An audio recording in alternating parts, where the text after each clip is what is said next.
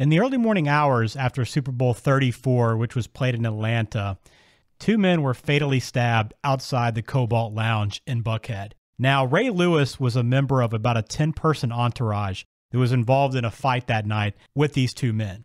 Well, after the fight settled down, all of Ray Lewis's party left in a limousine, and eventually he, along with two other guys in his group, were charged with murder. Now, we know how Ray Lewis's career played out. He was in the Super Bowl the very next year, but all the details of that case and maybe his involvement or not are still up in the air. There's still nobody charged with those murders on that night in Atlanta. We'll provide all the details for you on this show, including that white suit, which has still never been found. This is Distant Replay. Well, about 3 weeks ago on the podcast, we went back and we were talking about Super Bowl 34. We were living that game. At the very end, I kind of dropped a little note on Mike. Hey, do you remember what happened after Super Bowl 34? And Mike, to your credit, you were spot on. You remembered it was Ray Lewis's incident in a nightclub after that game. And you mentioned at that point that there weren't a lot of details that you remembered about that. So as we continued our true crime series here on Distant Replay, it made perfect sense to go back to this night, right? Yeah, right after we had that conversation, I started my preliminary research into Ray Lewis and what happened that night after the Super Bowl in Atlanta. And I'll have to say, Ben, I was generally aware of what Ray Lewis was involved in or accused of being involved in, but I've uncovered a lot of details that I was not familiar with regarding this case. Yeah, and that's why I'm looking forward to this episode, because I think we're all kind of aware of what happened. And, somebody might make a joke, oh, Ray Lewis, isn't he a murderer or something like that? Like, you'll hear those jokes from time to time. But I'm curious to go back through the actual details because, again, I was paying a little bit of attention to it, but, you didn't have nearly the media coverage at this point. It's kind of before everything truly blew up, so you didn't have as much coverage. You had to really kind of dig and put some effort into it to find the information on it. So going back through this, I think will be very, very intriguing to kind of see how everything played out. Again, you can find us on distantreplaypodcast.com, Twitter, Instagram, and YouTube. And as we always do, Mike, let's start with his background. But, we don't need to get to it too much because I think everybody knows Ray Lewis, who he is, how good he was, but just maybe some high points. Yeah, this is going to be quick. His early life, he played high school football in Lakeland, Florida. He would then go on to the University of Miami. This is when I'm in the middle of being just a huge Miami football fan, University of Miami. He was an absolute tackling machine. I watched most of the games he played in college. He was there in between the great late 80s and early 90s run they had and the great early 2000s run they had. So he was there kind of in the interim in the 90s. Tackling machine, finished fifth in program history in tackles despite only playing 3 seasons. He left for the pros after his junior year, drafted 26th overall in the 96 NFL draft. Okay, this is the Ravens' first draft. He was the second player ever picked by the Ravens. And Ben, do you remember who the first player picked by the Ravens was? Who's that? At number 4, they also picked Jonathan Ogden in this draft. Okay. Follow-up question do you think that's the best first round ever? Yeah, to solidify both sides of the ball, yeah, that's pretty good. You have two maybe all-time players picked in the first round of your first draft as a franchise. Yeah, it's pretty crazy. Which is crazy when you think about it. Now, Ray Lewis during his first, he would make his first Pro Bowl in 1997. So at this point, when we enter the off season of the 1999 season, Ray Lewis has played 4 seasons, and he's a very good Pro Bowl player. I don't think he's like a household name at this point, but if you're an NFL fan, you absolutely know who Ray Lewis is. Was that fair to say, Ben? Yeah, I think he was kind of emerging. So if you followed it pretty closely, and I guess this was the time of we still had or starting to have fantasy football a little bit. So you had guys paying a little more attention to individual players during this period. But he might not have been a complete household name, but he's right there on the cusp of being thought of as one of the best, if not the best, defenders in the NFL. Yeah, exactly. Couldn't have put it any better. So we're at that point as we head into the night after Super Bowl 34, like Ben mentioned before, Titans-Rams, great finish, great game. Ray Lewis watched the game at a friend's house. And afterwards, after Super Bowl 34, the game is being played in Atlanta.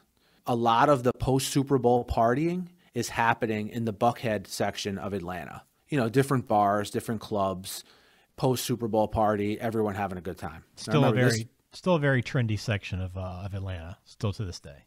Is it? Okay. Okay. Yeah. I was not aware that. I've never been to Atlanta. You've never partied in Buckhead?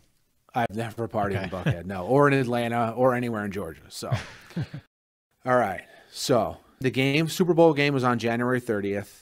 And what the incident we're going to talk about today happened in the early morning hours of January 31st. Okay. So there are people out in droves in the Buckhead section of Atlanta, including at the Cobalt Lounge where Ray Lewis and his party were. Now there's hundreds of people in this club. So as the story goes, we're getting near closing time. All right. Everyone's starting to file out of the Cobalt Lounge. And witnesses say there was a verbal altercation between members of Lewis's party and another party outside of the Cobalt Lounge. What we would later find out was there was a verbal altercation that was squashed. You know, two parties started yelling at each other, Ray Lewis and another party, and, you know, the situation's handled. And then out of nowhere, someone in Lewis's party got struck in the head with a champagne bottle. Mm. And from there, an all-out brawl ensued. Like, I'm talking like a large-scale brawl that involved like multiple dozen people out in front of this Cobalt Lounge. Okay? Wow. Witnesses at the club, including a club security guard named Kevin Brown, would say they saw Lewis exiting the club before the fight and that he was, quote, very intoxicated. In testimony later, Lewis would say that he tried to break up the fight. Other witnesses say they saw him throw punches, but a constant theme you're going to see throughout this whole case is that no one saw him carrying any sort of weapon. Right, which is very important. Which is going to be very important as we lead into what we're going to talk about here. Again, the security guard, Kevin Brown, says he saw two men in an altercation with 21-year-old Jacinth Baker and 24-year-old Richard Lawler, quote, seconds before they lay bleeding in the street. So what Brown is describing is amongst this melee, he's trying to break it up, and he sees two people fighting with Baker and Lawler. As people clear out, he sees Baker on the pavement fatally wounded and Lawler walking towards them, and he'd been fatally wounded as well. So basically Lawler taking his last steps, collapsing, and being fatally wounded. Mm. Brown then says he found a knife near the bodies and supposedly heard someone say, quote, I stabbed him. A detective at trial would later testify that he did find a knife laying next to the bodies, which corroborated Brown's account of what happened. Right, that okay. This guy, Kevin Brown, you know, it corroborated his account, and he was thought to be very credible in his account of what happened. Okay. As this is going on, Baker and Lawler are laying in the street. Kevin Brown sees the knife and sees them laying there fatally wounded. In the meantime, Ray Lewis and 10 members of his entourage,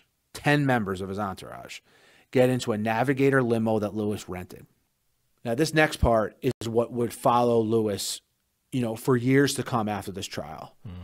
Witnesses say they saw a passenger from that car dispose of a white hotel laundry bag in a fast food restaurant dumpster. Prosecutors would later say that in that bag they believed was Lewis's white bloodstained suit, which witnesses said he had on when he was at the club, but that was never found. Okay, so he leaves the club in a white bloodstained suit. There's someone leaving his limo, throwing away a bag with contents in it, and now that suit has never been found. Again, we don't know who threw it out. We don't know exactly what was in that bag. It's all speculation, but we do know that suit was on Ray, but is nowhere to be found. Exactly, and this is something that would be, when you hear this case talked about today, the fact that that suit has never been found and the questions surrounding it are like the main questions people ask, including the victims' families. Another wrinkle to throw into this, friends of Baker and Lawler, you know, see their friends lying, stabbed, and they may not know they're fatally wounded at the time, but they know they're seriously hurt. And friends of theirs actually shoot at Ray Lewis's limo when it's leaving the area. No one gets hit, no one gets shot, but just something to add into how crazy of a scene it was outside of the Cobalt Lounge. Just an absolute mayhem kind of fight. Yeah, just chaos. Exactly. That's multiple people use that exact word, Ben. It was complete chaos. Yeah. Now, the Fulton County medical examiner, a guy named John Parker, he said that the victims died a very quick death after being stabbed in the heart, and that he felt that the killers seemed to know what they were doing. So when the stabbing happened, the injuries were, quote, were well-directed wounds into vital areas. So he felt that whoever did the killings, that they seemed to know exactly where to stab someone to get like the maximum effect. That these guys, shortly after they were stabbed, they died, essentially. Wow. Now, back to the knife that they found at the scene. Remember I said how the security guard found the knife and the detective later corroborated that he found the knife at the scene? Yeah. Investigators traced that knife to a sports authority where Lewis had been the day before the Super Bowl signing autographs. Okay. A receipt is produced showing Lewis's signature on a credit card payment for the knife. Lewis will later testify at trial, and we'll get to that, how that happened in a second, that his friends Joseph Sweeting, Reginald Oakley, and another member of his group purchased knives that day at Sports Authority. In the end, remember, as I said before, no one testified to ever seeing Ray Lewis with a knife of any kind. So it could have been a situation where his buddies are out, they buy a bunch of stuff, put it on his card, he's got the money, right? He signs it, whatever. Exactly. Yeah. It seems like where he might have, the conjecture would be like he bought them the knives, you know what I mean? But right. They were for them. You could, know? I think you could see how that could be the case where, yes, Absolutely, you believe that he bought it, but also, yeah, you can see how you could maybe never know about it. Agree. Yes. All right. Later on January 31st, this is when Lewis is first questioned by the police. And by all means, we'll get to the details a little bit later, but he provides very misleading information to the police. And based on that conversation, is arrested and held without bond. Okay? That's the big turning point, I think. That's the big turning point was that when he was originally questioned, he was very evasive. I mean, he to the point where he denied even knowing the names of people in the limo. Yeah. This would later come back to sort of bite Lewis, as we'll get to in a little bit here. That was on January 31st. On February 12th, Joseph Sweeting, and Reginald Oakley are indicted on 2 counts each of malice murder, felony murder, and aggravated assault with a deadly weapon. Now, Sweeting is charged in Lawler's death. Oakley is charged in Baker's death. And what Lewis is arrested for is as an accomplice to these murders. That's the felony murder charge that I mentioned. Okay. So he's on trial for murder, just like the other 2 for being an accomplice.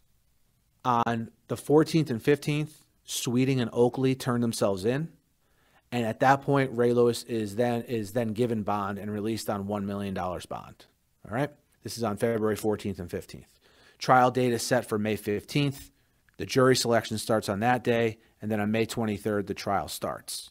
The first 3 days of the trial, there was some important testimony. On the 23rd and 24th, testimony revolves around the fact that witnesses can't definitively say who they saw stab Lawler and Baker, but that there were knives drawn in the fight. Also, we get confirmation that Baker, one of the victims, hit Oakley with the champagne bottle to start all this. Remember when I had said before it all started with a champagne bottle being broken over someone's head? Yeah. That's after like the verbal altercation had calmed down, and that's what started the whole big brawl.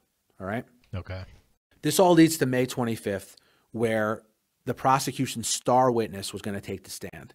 And the star witness was the limo driver from that night, a guy named Dwayne Fassett. When he spoke to investigators pre-trial, he said he saw Sweeting, Oakley, and Lewis fighting with the victims. And then overheard, when they came back in the limo, overheard Sweeting and Oakley say they stabbed Baker and Lawler. He also claimed, and this is where Ray Lewis, this is something that you still hear to this day that Ray Lewis did in that limo. He also claimed he heard Lewis tell them to lie about what happened when they were questioned by the police. So, hey, look, the police question you about what happened, you don't know anything. Right. Okay, he's telling everyone in the limo this. Remember, there's 10 people in the limo, as we discussed before. Right? So that's what Fassett tells investigators pre-trial. So the investigators and the prosecutor are like, hey, this is our star witness. You know, he's putting Sweeting, Oakley, and Lewis fighting with the victims, and saying he heard Sweeting and Oakley say they stabbed Baker and Lawler, you know? Mm-hmm. Now, when it gets time to actually a trial and he testifies, facet waivers. He says that Lewis did not actually hit anyone, but he did tell everyone to keep quiet about what happened in the limo. He did not back off of that. He also testified in regards to Sweeting and Oakley that he saw them punching the victims, including them, quote, punching them several times in the chest, but he did not see a knife. He says he did hear a bottle shatter, though, right before the fight broke out. Okay. So again, we have more than one person saying here during trial that Sweeting and Oakley were in fights with the victims. That's been a consistent thing that we've been hearing from all the witnesses. But no one saw a knife. No one saw anyone stabbing anyone. And the thought was that was as a result of just it being a complete melee and so much going on at the scene. Mm-hmm. Some other highlights of the testimony in the coming days. As I said, no witnesses identified Lewis or the two other defendants as being the ones who stabbed the victims. There were blood stains tested from the limo, but they could not identify whose it was. Interesting. Now, it would later come out that one of the victims' blood was some of the blood that was in the limo. So we did find that out later, just to give you an idea. The person who shot at the limo as it drove away admits to doing it. He's actually at the trial testified that he admitted to the one she shot at the limo as it drove away, but he couldn't identify who stabbed his friends, but knew it was someone who was in the limo. Okay? Yeah. What also comes out at the trial are those inconsistent statements we spoke about before from Lewis. He denied knowing the names of the people in his limo. He even said that, like, even though his friend's head was like split open in a limo and profusely bleeding, he even went to as far to say that he didn't even know anyone had been in his limo had been hit with a bottle. You know, he's completely trying when he's questioned by police initially on that January 31st meeting, it came out in the trial like what exactly his inconsistent statements were. Okay. Yeah. Now at this point, basically who killed Lawler and Baker is up for debate at this point in the trial, right?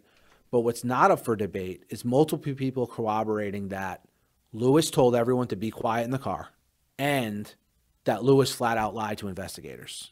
All right? Yeah.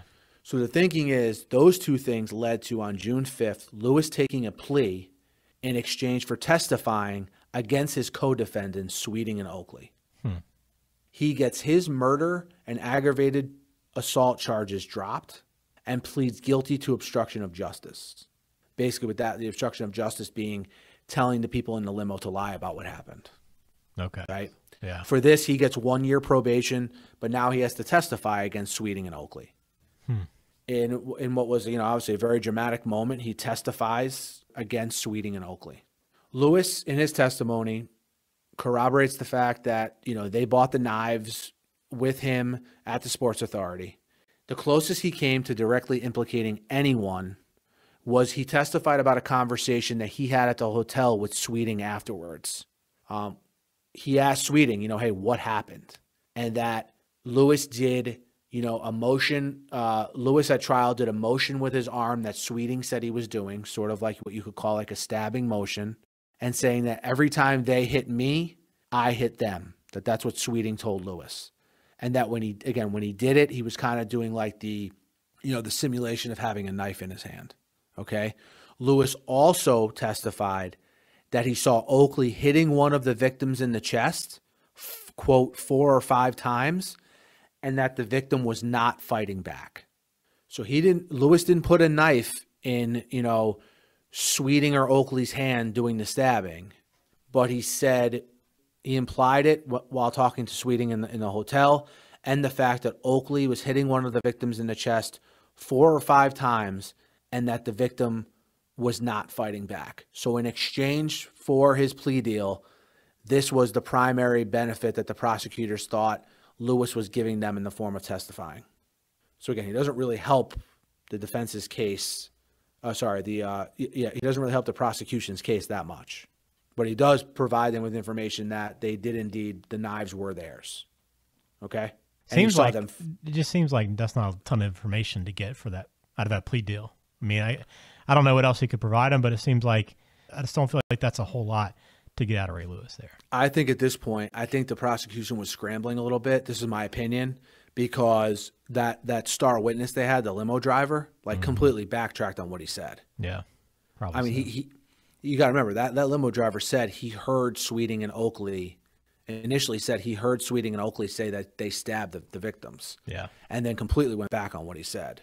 But in the end, Lewis ends up taking that plea deal, testifying against his against his co-defendants. He did say, though, during his testimony that, if Sweeting and Oakley were fighting with the victims, that it was done in self-defense. Because again, one of them gets hit with a bottle over the head when an argument's thought to be calming down, and that, that would be why, they started to be physical with the victims. Okay? Mm-hmm. On June 13th, Oakley and Sweeting, again, they're facing life sentences if they're convicted of this. On June 13th, they're acquitted of the murder charges. The jury deliberated for less than 5 hours. In the end, no one could definitively prove that they stabbed the victims, even though multiple people saw them in an altercation with the victims, right? Multiple people testified they saw those two punching the victims. But the thinking is, like, because of the hecticness of the scene, they couldn't see a knife. Even the limo driver said he saw them punching the victims in the chest. Yeah. Right? But didn't see a knife. So in the end, the jury didn't feel like there was enough to convict them of murder. So they get off. Again, Ray Lewis is the only one who really dealt with any legal ramifications from what happened here. He got the year probation for the obstruction of justice, and the other two were found not guilty. Their civil trials in 2003, Lewis reached a settlement with Baker's grandmother after she filed a $10 million suit. A couple of years later, Richard Lawler's fiance filed a suit for $13 million on behalf of her and her, at the time, unborn child. She was pregnant when the incident happened. They reached a settlement also with Ray Lewis, a civil settlement. That one includes a confidentiality clause. Yeah. Now, look, the next season for Ray Lewis, he was Defensive Player of the Year. He led what many believe to be one of the best defenses ever to the Super Bowl. And then he would have a long and illustrious NFL career, as we all know, capped by winning another Super Bowl with the Ravens in 2012. Now, Ben, how much of this do you think got talked about less over the years because of the fact that literally that next season, Ray Lewis is on the field performing at one of the highest levels we've ever seen a defensive player perform for one of the best defenses we've ever seen? Is it possible that his play on the field just overshadowed this terrible, terrible incident? I think it in part had something to do with people forgetting about, or kind of putting it behind them and moving past. I mean, part of it was there was an acquittal, right? I mean, I think anybody that hears a story thinks something happened and that somebody in that limo was involved in it, and likely the two guys that were on trial, but they were acquitted because there's no proof of it. But I mean, it was a crazy timeline because of how, I mean, that trial's happening literally like 7 months before the Super Bowl, and like he's in the middle of this essentially when that season starts, and to kind of rise and get to that point and be playing for a Super Bowl is pretty nuts when you look back on it now. Yeah. So this trial, the verdict's read on June 13th. He's in training camp late July, and the Super Bowl's played, that February. Yeah. To January or February. I don't remember exactly when it was played, but yeah, everything happened so bang, bang, bang. And I think what you said is right. I think if you look at everything objectively, whoever stabbed Lawler and Baker were probably ended up in Ray Lewis's limo. But other than that, they just couldn't definitively prove, who did it. So yeah, pretty crazy. What do you think going back on this and looking through all the details? There was just a lot that I had never known. Like, I didn't know about his lying to investigators. I didn't know about the Sports Authority, where they got the knives the day before the Super Bowl. I didn't know the fact that also there's been interviews with Oakley and Sweeting afterwards, and those guys still are steadfast and don't say what happened. And the fact that I don't know, I had never realized that Ray Lewis started the trial as an actual defendant in a murder trial. Yeah, that's pretty crazy. I always thought the plea deal happened before the trial, but it happened very close to the end of the trial. So it was definitely eye-opening for me to go back on this one. I always refrain from saying I enjoyed going back on it because it's just a terrible incident, but I did learn a lot by going back. Yeah, and I think some people listening to this will have learned a lot too. I mean, we're still talking. It's been 20 years now since all this went down, which is pretty nuts to think about. But yeah, I mean, I always think about that white suit, man. That's the part of the story that, I think anybody kind of remembers the white suit and where it went, right? But they never were able to recover it. So credit, if that did happen, they did a pretty bang-up job of covering things up. There's no question about it. But that's the one part I'll always remember. Yeah, and the fact that there's multiple people who saw someone leaving that limo, throwing something away in a dumpster in a bag. The fact that they thought of it that quick after it happened and got rid of it, and if that is indeed what happened, that's another aspect of the story because it was immediately after. And also something to add, in August of 2000, so we're in training camp at this point, almost at the start of the season, Paul Tagliabue fined Lewis $250,000 for obstructing with the police investigation. That's the largest fine ever given to an NFL player that didn't involve some kind of drug abuse. That's a nice little nugget.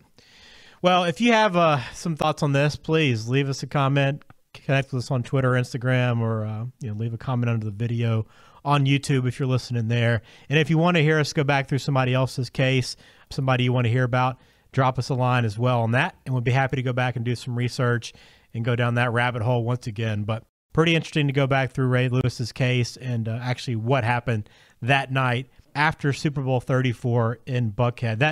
That Cobalt Lounge, by the way, no longer there. It is now I think an Asian restaurant is what it is now. But that night, man, pretty dark night in Atlanta after that Super Bowl. Yeah. That's going to do it for us here on Just a Replay. Again, thanks for listening. Subscribe, please. Rate and review. We would love to have you follow along to the show. We got plenty more content upcoming. Got some things planned in the works. So we hope, hopefully you'll be listening to us then. But we look forward to talking to you again. Thanks for being a part of this episode. Until next time. Thanks, Mike. Thanks, Ben. See you next time.